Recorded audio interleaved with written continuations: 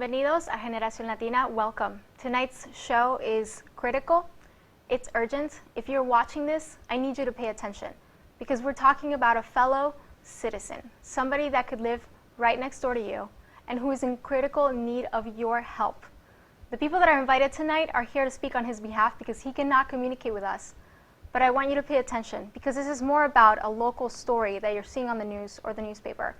This is about the reality that any of us could face if we continue with a broken immigration system the way we are. Thank you both ladies for being with us tonight. We've got Adrienne and Melissa. Let's give us some background here. We are here for Jorge Steven Acuna, better known as now as JSA. Melissa, tell me a little bit more about how you know Jorge and why you are here tonight. Well, I met Jorge, and personally as a friend, I call him Steven, that's his middle name. We met when I was in 9th grade, he was in 8th grade, and pretty much he was dating my best friend at the moment. Even though, they ended, we continued to be friends. I knew, his family. We went to different reunions together, parties together, things like that. He played and then I met my boyfriend at Northwest High School, which he went as well, and he played for the soccer team. He knew we had so many mutual friends, so we kept in touch, and we were also really close. I mean, we worked at similar jobs and things like that, and we wanted to go to college, so throughout high school, we just kept close contact and a close relationship. And that's pretty much how, I know Steven, and I would consider him a very close friend of mine. Let's stop right there, because what you just described to me is a perfectly normal, I know this guy, I'm really good friends with him, and you are here today, unfortunately, due to the fact that he has been set for deportation. Mm-hmm. Just a few days ago, as we know, ICE knocked on the door, and suddenly he disappeared. Mm-hmm. We know he's in the Eastern Shore right now, in a detention center, if I'm not mistaken. Mm-hmm. And this is what brings you tonight. And I think, it's critical. We really don't have very much time left. The action you guys are taking is exemplary beyond what I could imagine. And it's a great, and this is part of what our conversation is about tonight. That you're here to speak on behalf of him who cannot say anything on his behalf at this moment. So thank you for that introduction. Adrienne, tell me a little bit about how you know JSA. I met him my sophomore year in high school. We started dating, and we've been dating ever since.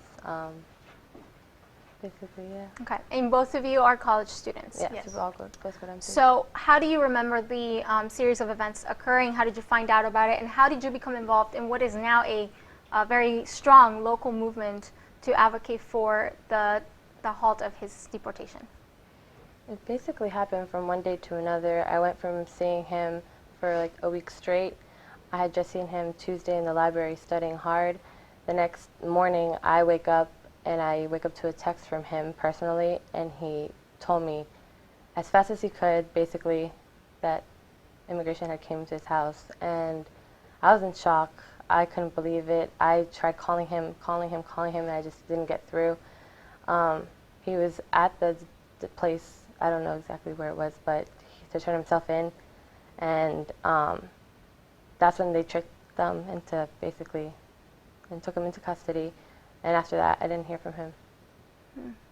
How did you find out about it, Melissa? It was that same Wednesday, and they had been, captured or detained in the morning, and then towards the afternoon, I received a call from my boyfriend who had just heard from one of our friends, and I couldn't believe it either. I thought he was joking at first, and then I immediately texted Adrienne to make sure it was valid. I mean, I really, really couldn't believe that something like that would happen, especially I had just seen him exactly the day before in the library studying, and we had just given each other a hug, talked to each other, and he was studying for midterms, so I was really shocked. Give us an idea. I mean, did he have any criminal record? No, not at all. Do you know of him doing anything illegal? No. It was the exact opposite person in the world. Tell me why and how he was, you were dating him, so. He was always a people person, very friendly. If you look like you're in need, he'll help you. He's always been very caring, like puts everyone first.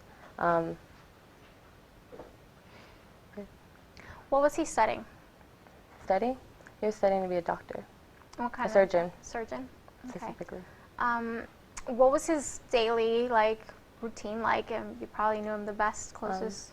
He was at MC basically all the time. He lived there. He would wake up, eat, go to school, stay there, eat, come home, even at like 10, 11 at night. It was hard to hear from him a lot. So the times that he had free, he would just want to be with friends and family. Now, both of you have been now on several interviews, local news, Telemundo, ABC, newspapers, because this is such a critical issue. This is somebody that was snatched out in the middle of the night, and we no longer have somebody that is very dear to us.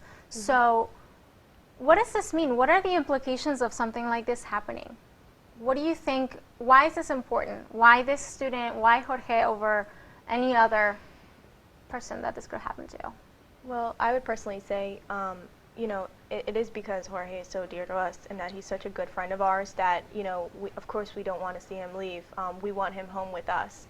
And because he is such a great person, such a great student with such great aspirations and goals, and, that we want him to fulfill, he has our full support.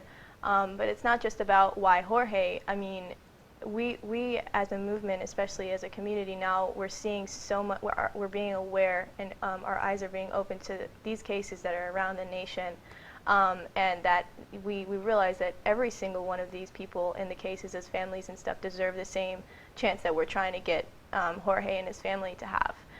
So it's not just why Jorge, it's that everybody deserves this. Everybody that comes to this country to work hard, to have a stable life, to provide for their families, to give them opportunities. Like, why should we deny them of that chance? You know what I'm saying? So it's for everybody, but for us, of course, it's so we're so emotionally attached to Steven, so that's why we're so motivated about it. But it definitely is going around in the entire country.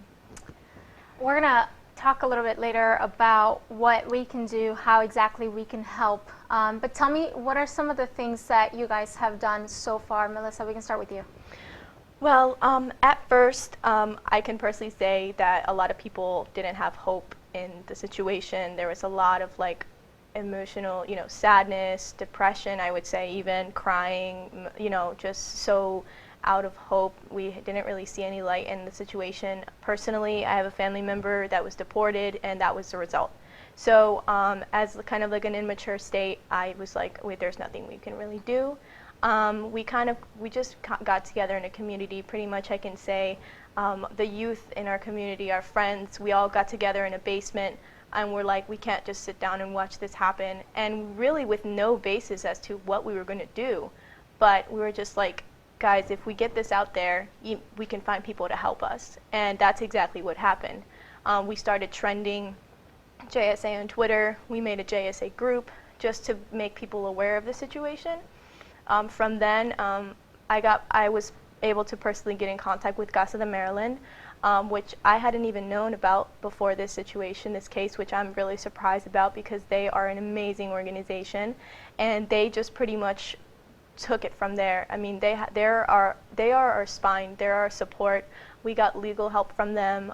Their representatives come to our meetings, they help us organize, and that's the meetings, our basement meetings, that's where we do everything. We plan the rally for tomorrow, for Wednesday.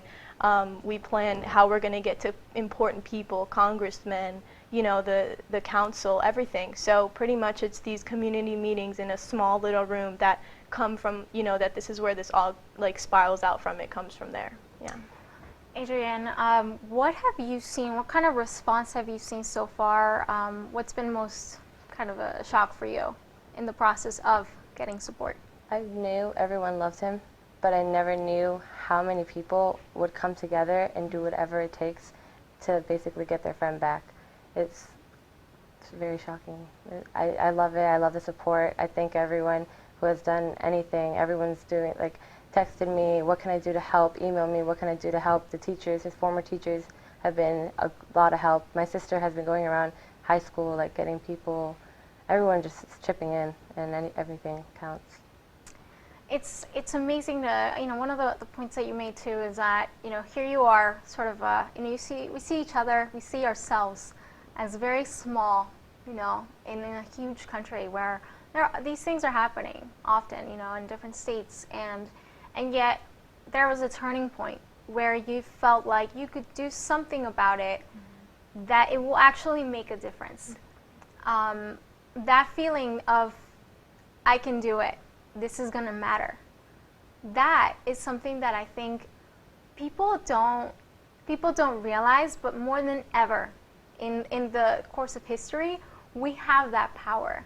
There are tools that have given us that ability to reach masses in ways that we have never been able to do before. This is why we have the Arab Spring. This is why, people are communicating instantly across the world, across the hemisphere. So I want to commend you guys for seeing that potential.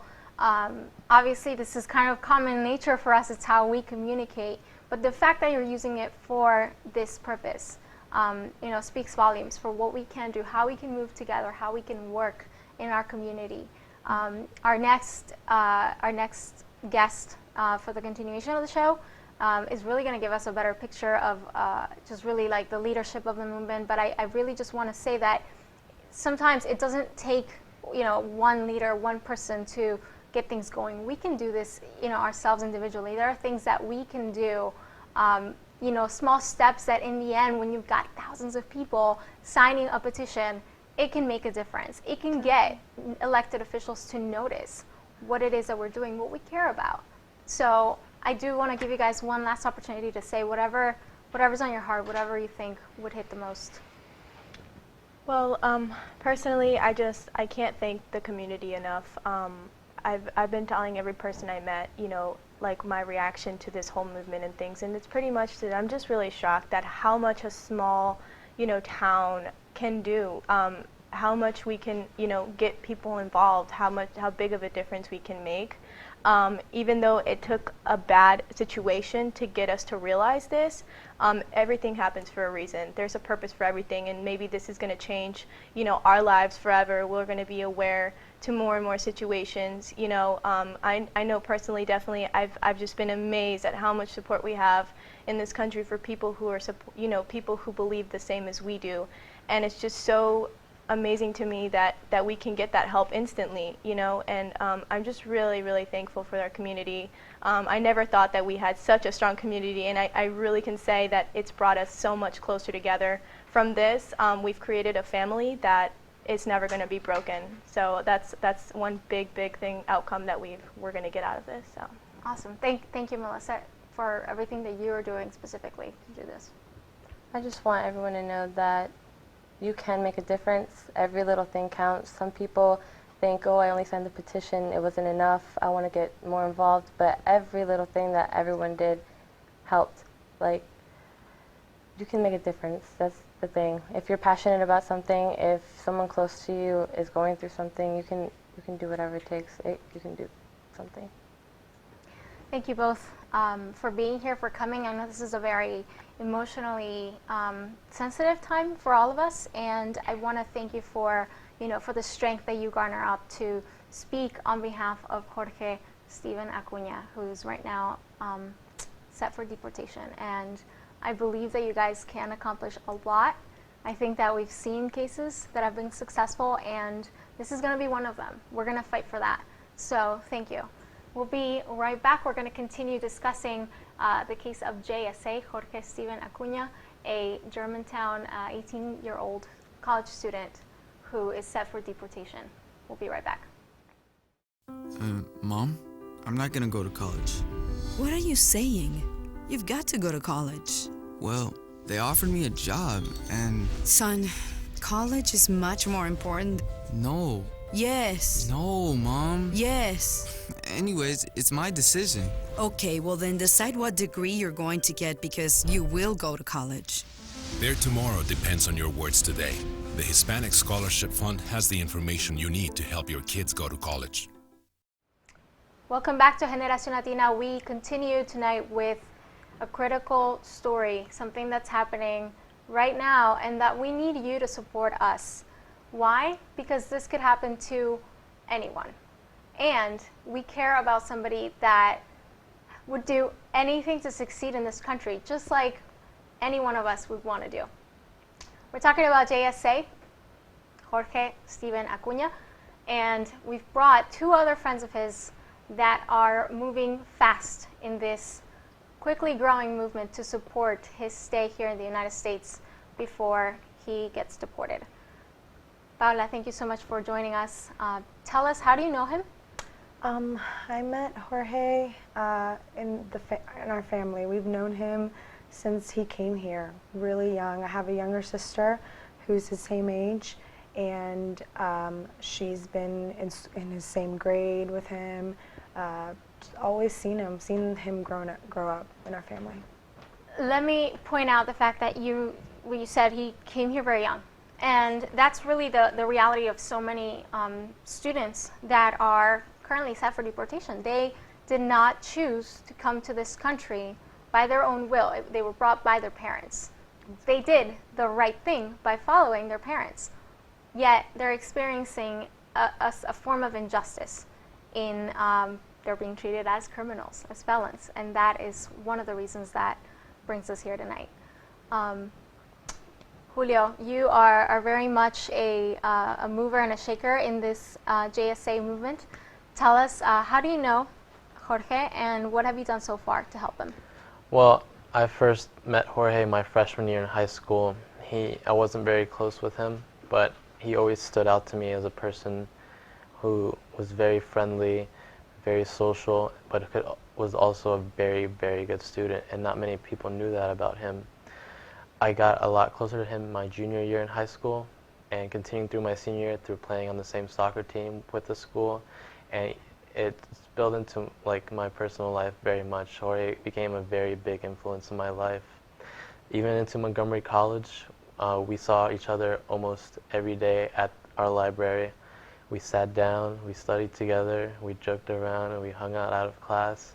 But he was very busy. He had a lot of schoolwork to get done, and he definitely had the ability to get it done, and he did, and it shows on all of his transcripts. It shows when you walk into the library every day and you see the same person sitting down, reading books, doing his best to get ahead as best he could in his education, because he knew that was the most important thing in his life. Now, a lot of what's been happening in the past few days and really in the coming weeks that, we've seen really this huge trend locally, and we hope to spread it, starts with some of the actions that you took to help bring about change to his situation.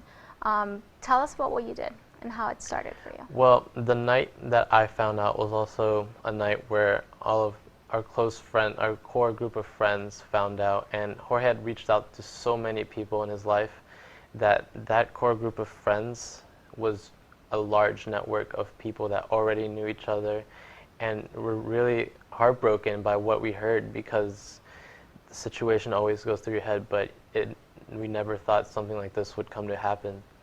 So after for an initial day of just shock and not knowing what to do, what we could do, and what the situation exactly was, we got together, coordinated, not just me, but Melissa and other close friends. We all met up in the basement, and basically we knew something had to be done. We had to reach out to people in the government, whether it be congressmen, senators, any official that could help us do something about this, because we knew it wasn't right to deprive of someone with so much potential, so much will to better not just himself but our community.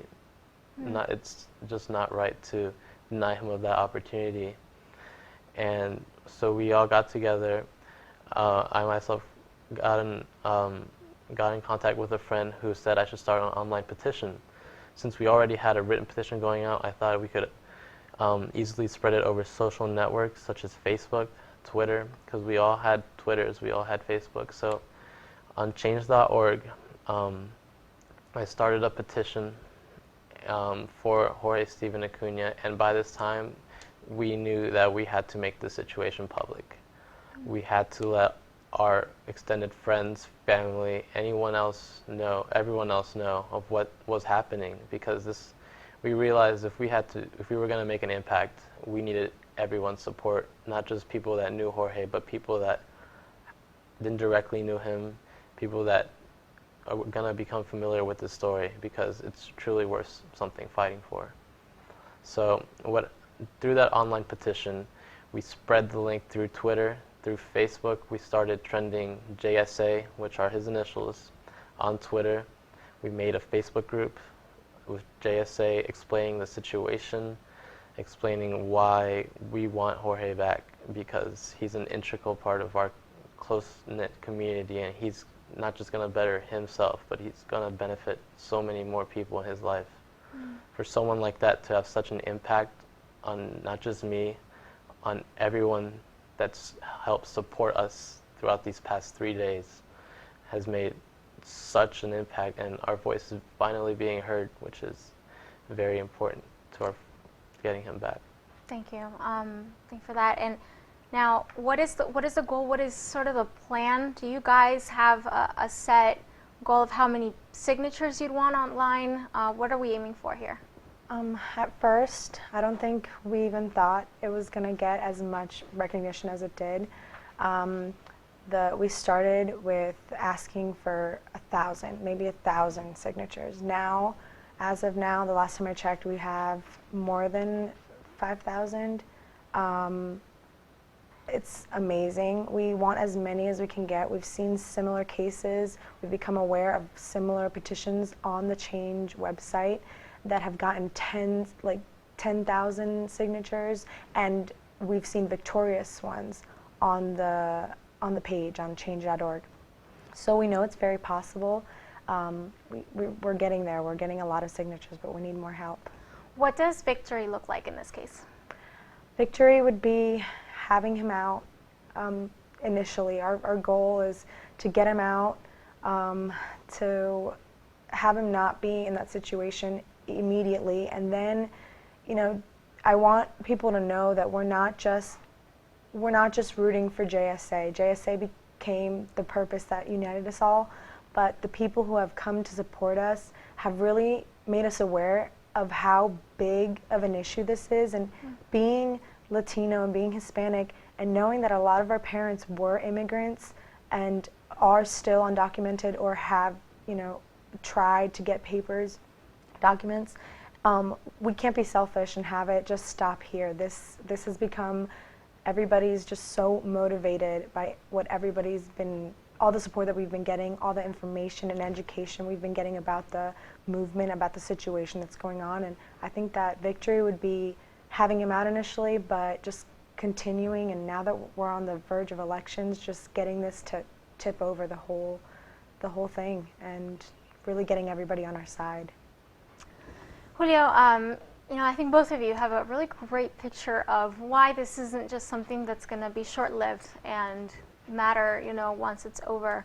You guys have an idea of what this will mean for a country, a nation.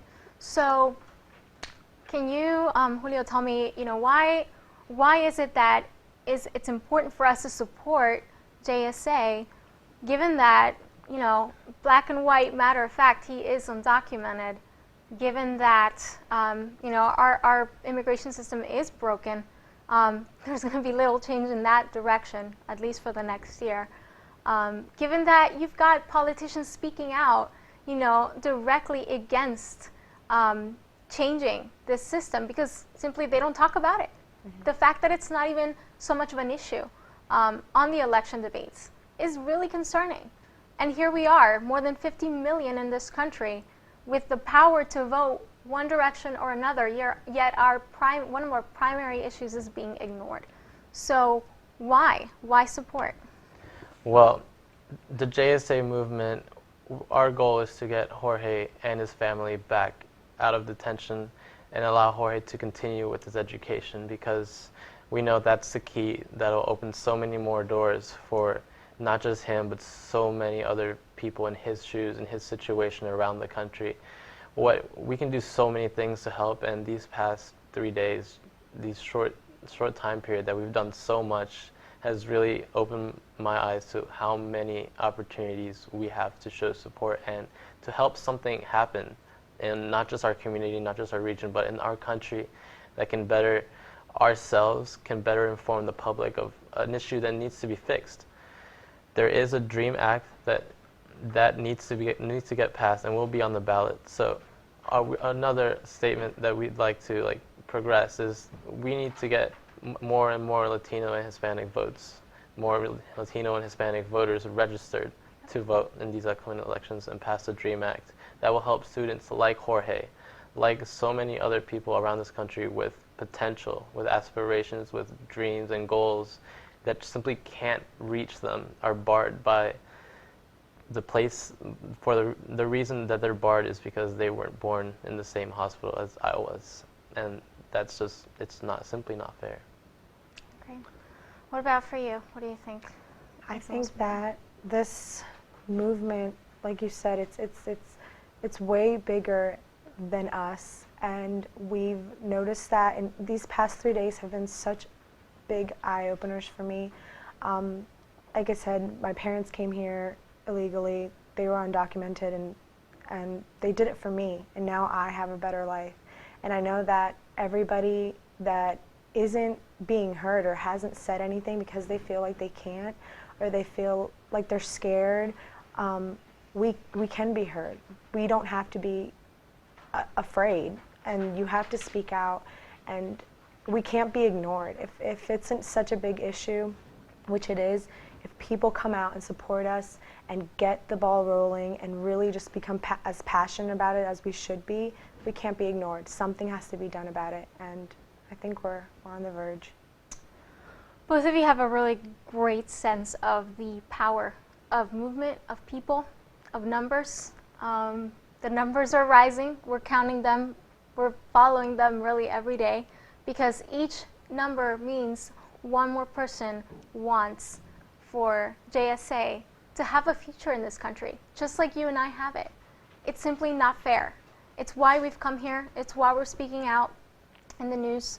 I want to continue to, support you guys. And those of you watching, please take a minute. It really only takes a second just to put in your information. You'll see the website below at change.org to support JSA and sign that petition. It's critical.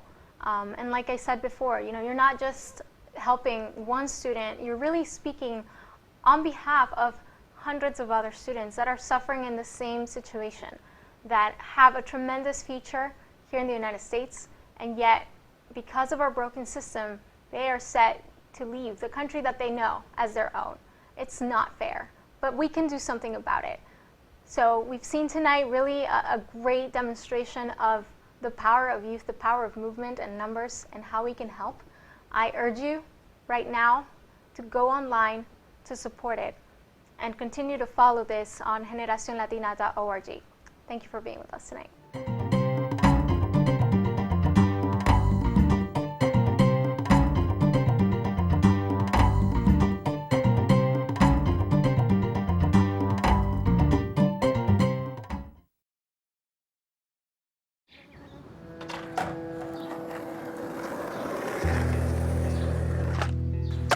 Well, I first started skating with my friend. He had an extra board, and then he just gave it to me, and I've been skating ever since. Well, when I don't land a trick and I have my mind set on something, and I'm not getting what I want, I just keep going for it until I get it right.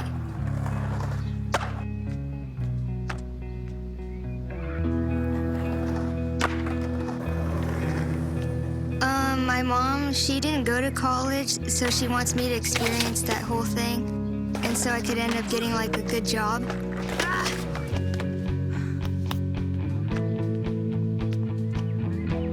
I think to get into college, I'll have to be determined, just like when I want to get a new trick, and skating's helped me realize I've got what it takes.